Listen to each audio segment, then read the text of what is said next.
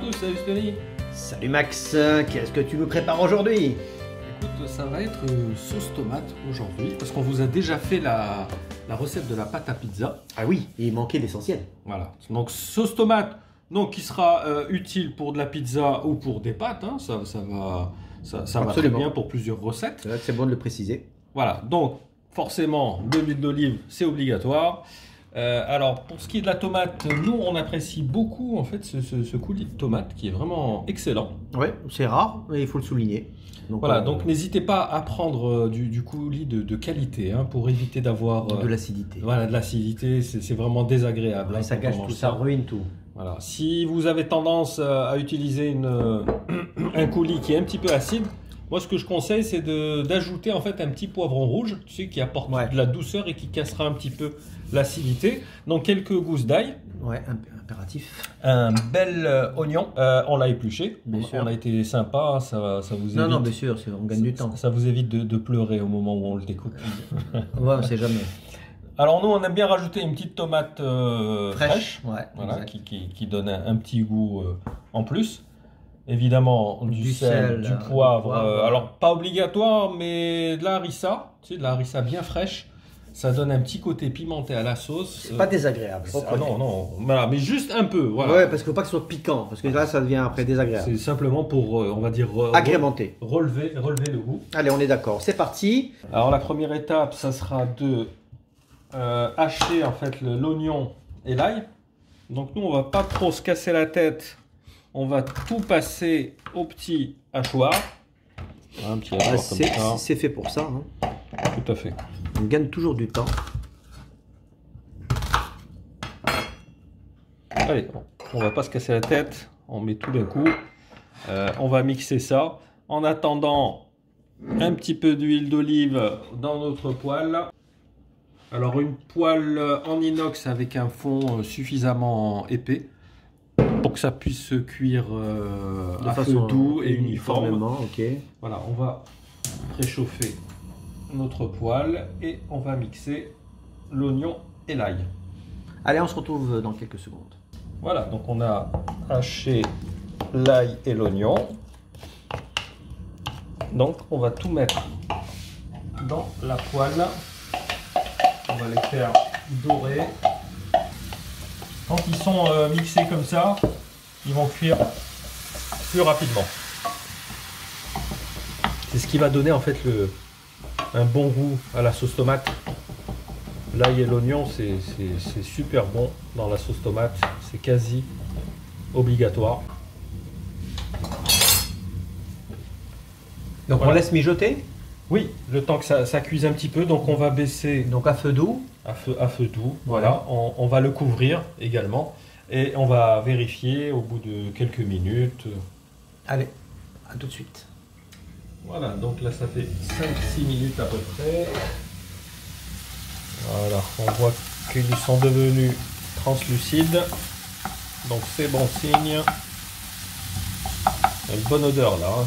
D'ail et d'oignon, c'est toujours la grande classe. Hein. Ça sent la Méditerranée. Clairement. Voilà, donc on passe à l'étape du coulis. Là, carrément, ah ouais, là tu balances toute la... Bah oui. Là il y a à peu près 500 grammes. Hein. Ouais, comme ça c'est bon de savoir. 500 grammes. Alors on va mélanger. Toujours feu doux. Hein. On mélange bien tout. Ce qu'on va faire, on va commencer à assaisonner. Donc, un petit peu de sel, du poivre. Alors, on peut rajouter également des herbes de Provence. On ne l'a pas précisé au début, mais ouais, honnêtement, c'est inévitable. C'est ce qui va vraiment donner du goût. Et ce qu'on va faire, une petite cuillère d'harissa. Alors ça, c'est facultatif, évidemment. Oui. Donc, faut pas vous emballer. C'est de la harissa fraîche, ça. Ouais, ça c'est la meilleure. C'est pas celle qu'on achète en supermarché, ouais. Non, c'est de la fraîche, elle est vraiment très très bonne. Alors, on la trouve souvent chez les spécialistes, tu sais, qui vendent les olives, tout ça. Ils ont tendance à vendre également de la harissa fraîche. Donc c'est un goût magnifique. Donc évidemment, pour les allergiques de la harissa, vous pouvez la supprimer. Non, comme j'ai dit, c'est vraiment pour relever le goût de la sauce. Nous, c'est ce qu'on fait parce que c'est vrai qu'on a senti la différence Clairement. quand les invités sont là, ils sont, à chaque Voilà, fois. donc comme je t'ai expliqué tout à l'heure, goûtez votre sauce tomate. Si vous voyez qu'elle est un petit peu acide, rajoutez un petit poivron rouge que vous aurez mixé au préalable. Ça, le côté doux du poivron va adoucir la sauce. Sinon, mettre tout simplement un tout petit peu de sucre. Ah aussi, ça fonctionne aussi. Ouais. Allez, bah écoute, on laisse donc mijoter. On va laisser mijoter. Combien de temps environ? Écoute, on va dire, on va la surveiller. Au bout d'un quart d'heure, on va regarder un petit allez, peu. ça va. Et toujours à feu doux. Allez, ça marche. Allez, on va vérifier. Là, on est à peu près à 13 minutes. Tu vois? Ouais, déjà, je sens les odeurs. Elle commence à bien cuire. On va ajouter notre tomate fraîche. Allez. Voilà, donc on l'a pelée. Si la peau est très fine, on peut l'enlever directement. Si elle est un peu épaisse, il faut juste la faire plonger quelques instants dans de l'eau très chaude. Ça va vous faciliter la tâche. Allez, nous, ce qu'on va faire, on va tout simplement la mixer et l'incorporer. On fait un remix de tomates, quoi. C'est ça.